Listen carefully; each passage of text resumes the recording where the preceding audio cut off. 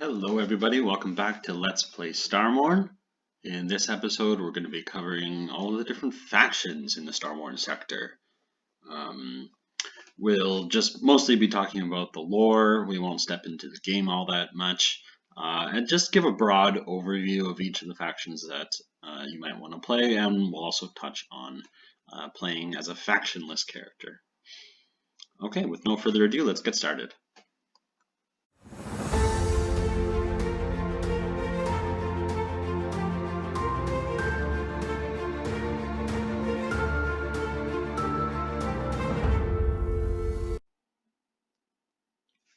Okay, so here we are on the Starmourn website, and we're going to take a look at the lore. If you haven't navigated around this website, I recommend that you do, especially this World tab. You can read about all the player races, NPC races, player civilizations, and we're going to start with the Celestine Ascendancy, which in previous videos I've been calling the best faction. I have bias, of course. My main character is part of CA. But in reality, I suppose all the factions are equal and are all great options. Anyhow, let's read this little blurb, and I'll talk a little bit more generally about life in the faction.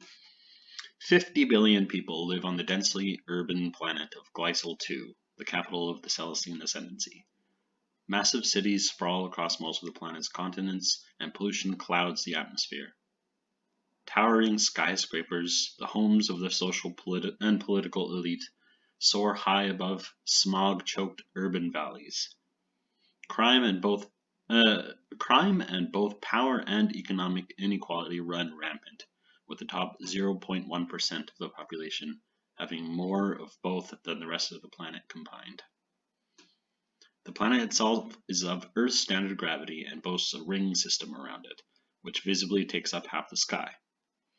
Even during the day, two platinum-rich moons also orbit the planet, which are a major source of wealth for the Ascendancy.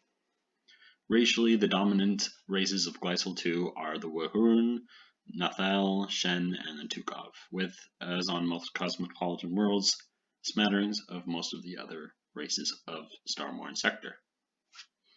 So this is something that we'll see with the other factions. For each race in the game, one of the factions is going to have the home worlds for those races, for the playable races at least. This doesn't mean that membership to the faction is limited to those races. It simply means that in the lore, the home worlds of those races are located within the sphere of influence of that faction, but it has no mechanical effect on the game. And even if you're an enemy to the faction, you can still go and visit the homeworlds of these races.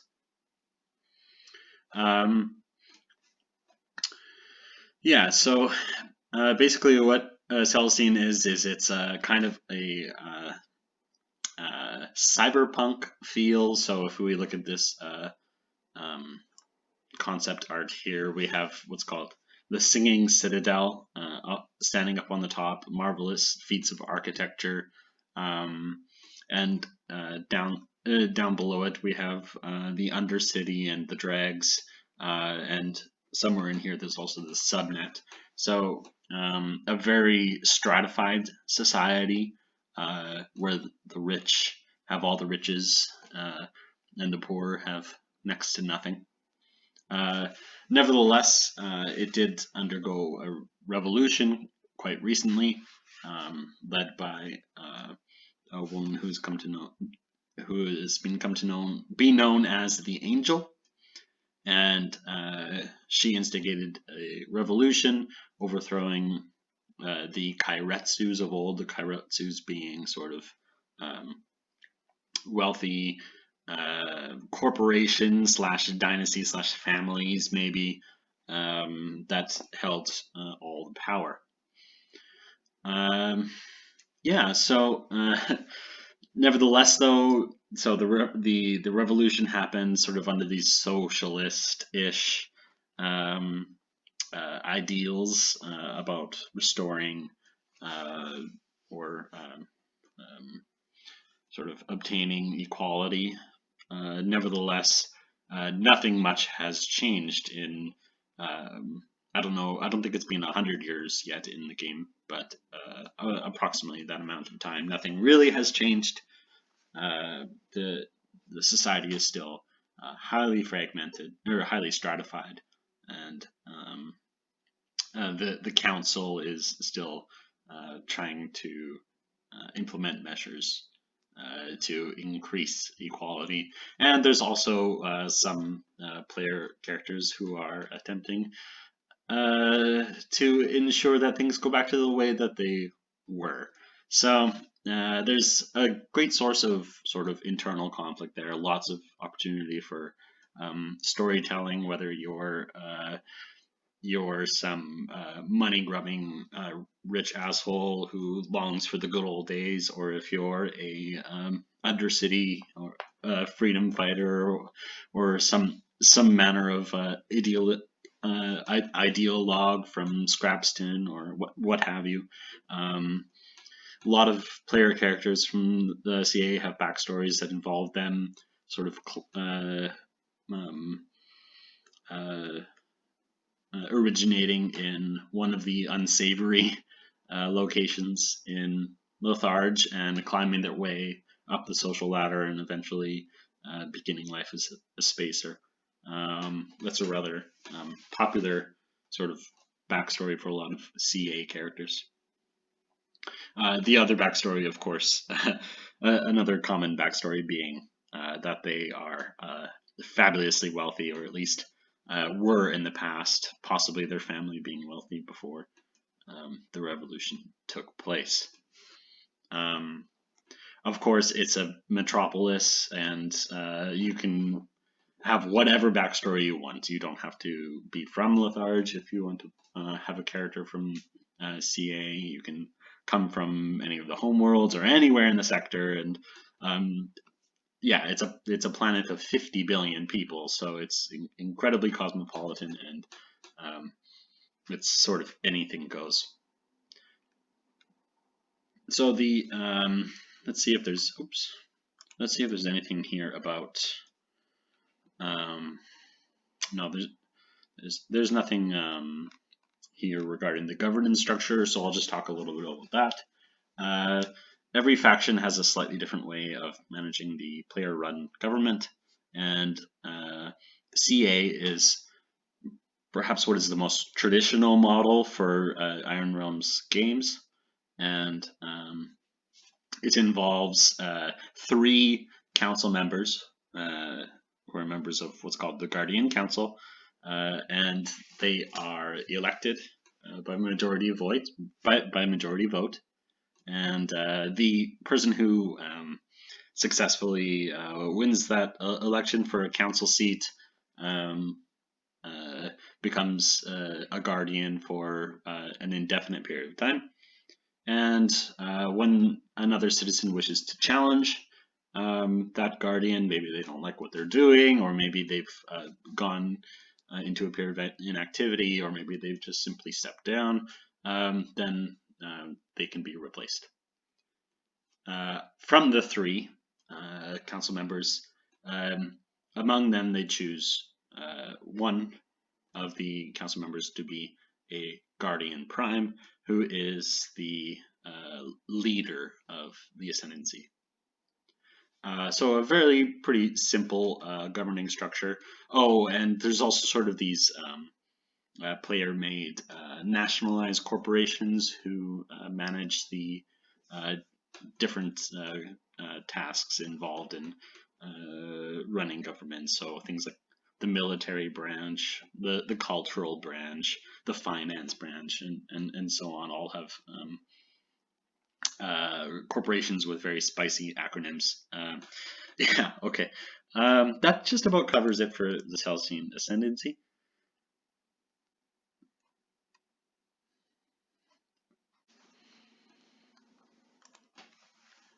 Okay, so next faction on the list is Scatterhome. Scatterhome is another player faction, and let's start with the blurb. Scatterhome was founded nearly 900 years ago by Maddox Khan, the most famous and revered human in the history of their species, in the aftermath of the rebellion and subsequent execution of his daughter, Commander Tomiko Lane. We will go into the sort of the backstory of where humans came from. Spoiler alert, they came from Earth, but then Earth sort of blinked out of existence. Anyway, we'll get to that in the race overview video. Nevertheless, let's continue. It's a collection of asteroids, some massive, some not, that are, for all intents and purposes, the home of modern humanity, and substantial numbers of Algan, Krona, and Bushraki, and other races as well. It's a rallying point within the Starmourn sector for anarchists, revolutionaries in hiding, criminals on the run, and other rule-breaking lawless misfits, but also contains a healthy population of wealthy mining magnates, heads of interstellar corps, and others who appreciate the finer things in life in an environment light on regulation. Conveniently located near a void gate, the asteroids are rich with materials and chunks of ice, providing a nearly limitless supply of both water and metal to the inhabitants. Although there are thousands of asteroids in the field, only a fraction are inhabited to any extent, and most of the population is concentrated in half a dozen of the largest rocks, all of which have been fitted with powerful engines and set spinning to provide artificial gravity to the inhabitants. The population lives in tunnels, artificial caverns, deep canyons, and, for those who can afford it, huge biodomes on the surface. So here's a picture of Maddox Khan, and here's a sort of concept art of what Scatterhome might look like in your mind's eye. So you see sort of the bigger asteroids with have been built into, and other sets of asteroids with various structures built on them, and Scatterhome is basically a series of these sorts of asteroids with gravity. So we're not going to talk about this. The main thing we're going to talk about was Scatterhome. We're not going to talk too much more about its backstory. The main thing with Scatterhome is its unique governance system, which is, as far as I know, unique in the Iron Realms catalog. So what is going on with this government? Well, there is no government. And nevertheless, there is sort of ways to get things done if you're a member of the faction. Even though, sort of, as it says here, there's sort of an antipathy for formal government. And a lot of the player characters in Scatterhome really feel that. You know, they don't want laws, they don't want regulations, they don't want anyone telling them what to do, this kind of thing. Nevertheless, from a practical standpoint, there are things that need to get done. Faction files need to get written, people need to get enemied, unenemied, faction finances need to be managed, guards need to be hired, the data shard repository needs to be managed, things like this. And this is managed by means of faction calls and different positions. So basically, I'll just read this blurb here. It works like this. Every citizen of Scatterhome has a formal influence number. Influence is gained by doing things that help Scatterhome, like taking cause pictures, killing enemies while they're in the city, or even via outright bribery. This is Scatterhome after all. Influence does, however, slowly drain away with time. Scatterhomians mostly care about what you've done for them lately. When someone wants something done, they put out a call for that thing. For instance, one might put out a call to kick someone you don't like out of the city. The call runs for 1 day, 24 real-life hours, during which people may vote yay or nay on the call. Every influence point that person has counts as one vote for yay or nay. One person, one vote is not the Scatterhome way. Now, yes, people are also allocated powers within Scatterhome this way too, and there are a few sets of powers, and someone may call to bestow.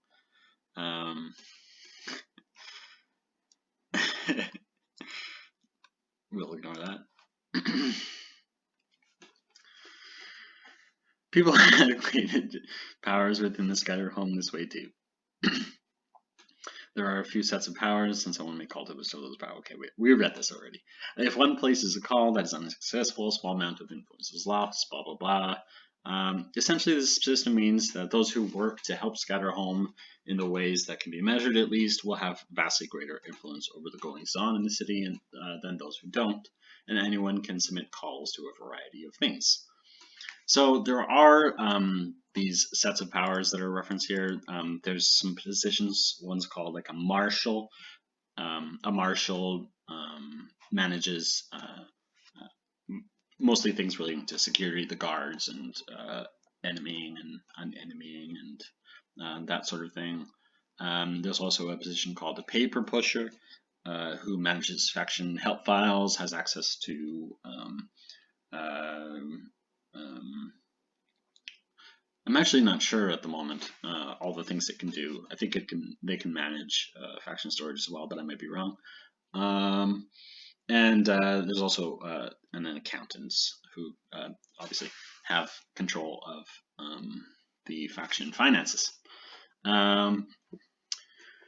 Yes, that's pretty much everything I have to say about Scatterhome for now. As we read up here, they're encompassed in Scatterhome space is also the homeworlds for the Elgin and the Krona. The Bushraki formerly did not have a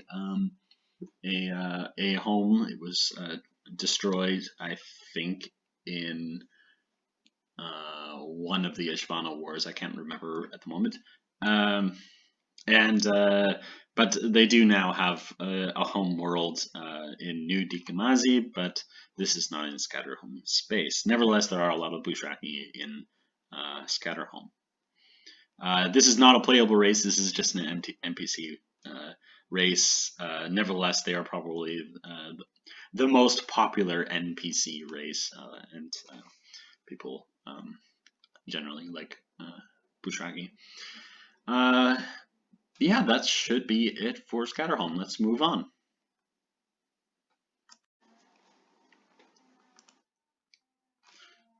Okay, the final faction we have to talk about today is the Song Dominion.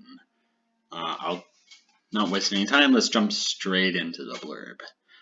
The Song Dominion was formed in 29 AE by an alliance of the Deterans, the Nusriza, the Amayans, and the Renari to oppose the forces of the Ishvana during the Bushraki War, the first invasion by the Ishvana in 40,000 years since the War of Extinction that saw the end of the reign of the Elder Races. This is all lore that we can certainly discuss in the future, but if you want to learn more, you can always head to the Starmourn wiki. They chose the planet Song, long a shining jewel of multi-species cooperation, as the capital of their budding dominion. Rich with life and abundant with natural resources, it had been settled and built up more than 1,000 years prior. They immediately hired the Free Fleet, led by an aging but still brilliant Mezer Jul, with Maddox Khan and Akari Lane as his seconds. Alongside that formidable force, they built a combined fleet jointly supplied by the formerly individual militaries of the involved races. Together, they pushed back the Bushraki and Vendel forces of the Ishvana until a desperate all-out assault destroyed Mezer Jul's command ship, throwing the Song forces into command paralysis until Maddox and Akari took control and saved the day. The capital world was absolutely devastated in an attack by the Bushraki, leaving it a toxic, radioactive wasteland. Its shining towers and verdant fields were reduced to irradiated slag, and the planet's population, which had numbered in the billion, was now less than 10 million strong and living aboard refugee fleets.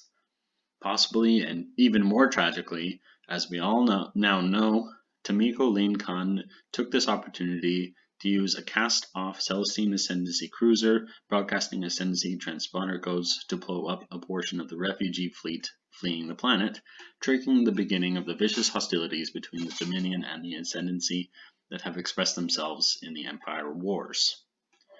The races of Song Dominion examined many planets to relocate their capital to, but ultimately rejected any replacement. Instead, they would rebuild on Song itself. The critics of this seemingly pointless decision were loud and self-righteous in their attacks. It would cost too much. Too many lives would inevitably be lost to accidents leading to environmental exposure. In the end, the complaints were swept aside and the decision to rebuild on Song was framed as a moral imperative. The Ishvana would not be permitted to drive them off their chosen capital. It would not get the privilege of such power over them without utterly destroying them first. And so began one of the most unique engineering projects and one of the most defiant displays of pure stubbornness Starmourn has ever seen, the construction of Song City. So as we learned from this blurb, Song is a society heavily steeped in war, loss, and sort of like a resolute, moralistic fervor, sort of perhaps you could call it nationalistic. But let's take a quick look here at this concept art of Song City. And so, yeah, it's basically this floaty dome over top this irradiated wasteland. And when you go to the planet itself, you can indeed visit some outposts in the irradiated wastelands. But most of the Song City is in this finely crafted and extremely green sort of dome that floats above the planet's surface. Yeah, it's a highly militaristic society still today, and it's led by a basically dictator who's called a Lord Commander, and they are indeed the commander and lord over everybody. We're gonna perhaps we'll skip this. Nevertheless, I'll talk generally about how the Song Dominion is structured. So it uses the same influence system as in Scatterhome, where you do things that help Song and you get influence for the faction. And with that influence, you're able to challenge the Lord Commander, and this is basically the only use of the influence that I'm aware of, and the only means of replacing the Lord Commander. And in addition to the Lord Commander, there's also a War Cabinet. The War Cabinet consists of, the Grand Admiral, Grand General, this sort of stuff, and then there's also sort of support staff and various, like a Minister of Tourism, and for the different to handle the different sort of branches of governing a faction. So it's a little bit like Scatterhome in that it has this influence system, but it's entirely unlike Scatterhome in every other way. And it's a little bit like Celestine Ascendancy in that it has sort of a traditional-ish setup where they have a leader and they have normal faction privileges and this kind of stuff. And so I would perhaps mechanically it's somewhere in between the two, and quite unique in the landscape of Iron Realm's factions. What else is there to say about Song? It's even though I'll say this, even though it is lore-wise a sort of very militaristic, setting. A lot of a lot of salutes going on, for instance, among members of the faction. A lot of um, paying respects to those of higher authority, this kind of thing.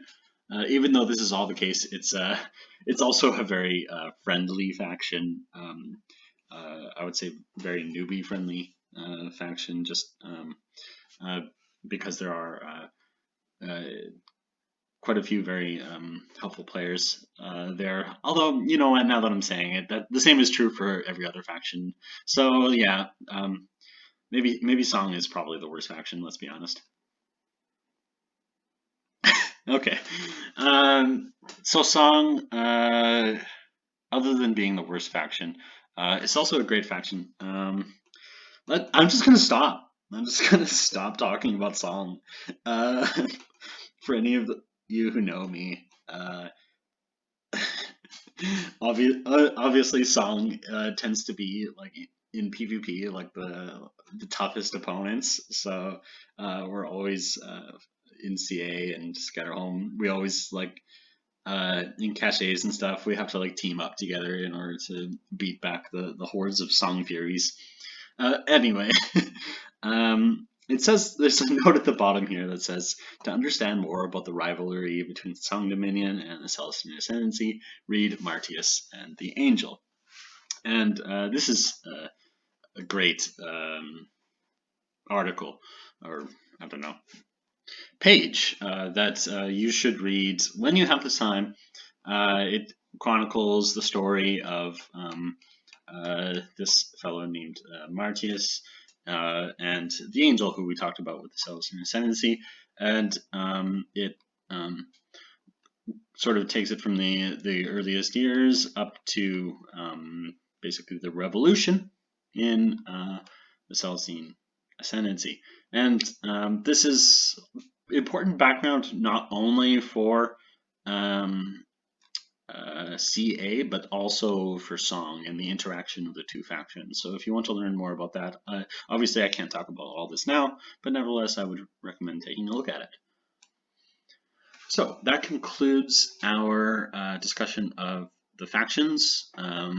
Nevertheless, there's one more faction we should talk about, and that is the Factionless. Now, there are indeed many Factionless players. At some points in the day, you might even log in and find that there are more Factionless players than any other faction at a given time. These are player characters who don't want to align themselves to any particular place. Maybe they want to play sort of drifters or itinerant musicians or I don't know, freelance bounty hunters or this sort of it allows for different character concepts that aren't necessarily founded in loyalty to a particular faction. And there are a lot of different character concepts that you can explore with that. There are, of course, some things that you don't get. So, for instance, you don't get cause piercer powers. You can't capture cause piercers and get abilities from that. You don't get faction storage, although these days you can, if you want to do economic stuff, you can do that through your dynasty as well with dynasty storage. I'm trying to think of some of the other stuff you would miss out on. There's also sort of faction-based RP events, which you'll miss out on. Although there is indeed a factionless storyteller as well, who sort of that's Soren at the moment, I believe, who does animates NPCs and stuff and for factionless characters. But yeah, I think that just about covers everything there is to know about the factions. The next video is going to be on the races, and then another video will be on the overview of the classes. So that's everything for today. Thank you everyone for tuning in to Let's Play Starmourn. We'll see you next time.